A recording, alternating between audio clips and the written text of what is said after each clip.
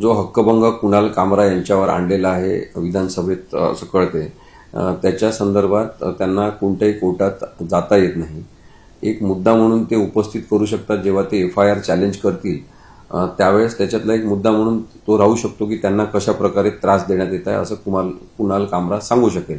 परंतु हक्कभंगाची कारवाई जी आहे ती विधानसभेचा विशेषाधिकार आहे आणि विधानसभेच्याच दालनात त्याच्यावरची कार्यवाही होत असते।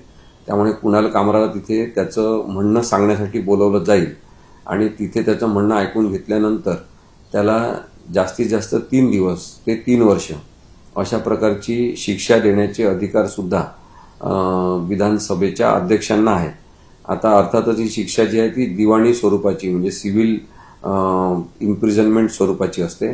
त्यामुळे गुन्हेगारी स्वरूपाची शिक्षा न देता साधारणतः अशा प्रकरणांमध्ये सिव्हिल शिक्षा असते की अटक केली जाते आणि त्या माणसाला अटकेत एका ठिकाणी ठेवलं जाते आणि तो सिव्हिल कारागृह ते कोणतं असेल हे जाहीर करण्याचे हक्क सुद्धा संबंधित यंत्रणेला असतात।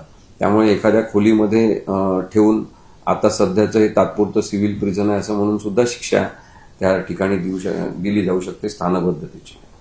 त्याला कोर्टात जाता येणार नाही या प्रकरणामध्ये कुणाल कामराला कोर्टात जाता येणार नाही, पण मी जसं म्हटलं की त्याची सगळीकडून जी कोंडी केली जात आहे आणि त्याच्यावर काही कारण नसताना तसं प्रकरण नसताना हक्कभंगाचा प्रस्ताव जो आणलेला आहे त्याबाबत तो उच्च न्यायालयामध्ये दुसऱ्या एखाद्या केसमध्ये असेल तरी प्रतिज्ञापत्र दाखल करून ते सांगू शकतो। आता आपण हे पण पाहतो की एकनाथ शिंदेचे मुख्यमंत्रीच्या कार्यकाळामध्ये सांगलीचा एक माणूस माने म्हणून आणि इथला सुद्धा पुण्यातला एक माणूस ते केवळ एकनाथ शिंदे सारखे दिसतात म्हणून त्यांच्यावर FIR झाली। त्यांना दाढी करायला लावली, त्यांनी सांगितलं दाढी करणार नाही, तर त्यांच्यावर पोलिसांनी FIR दाखल केलेली आहे। तर एकूणच अराजकता ही आहे असं मला वाटतं।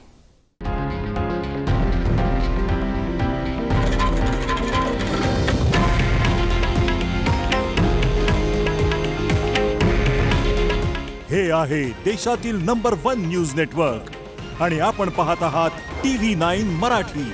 काळजी तुमची, हित महाराष्ट्राचं।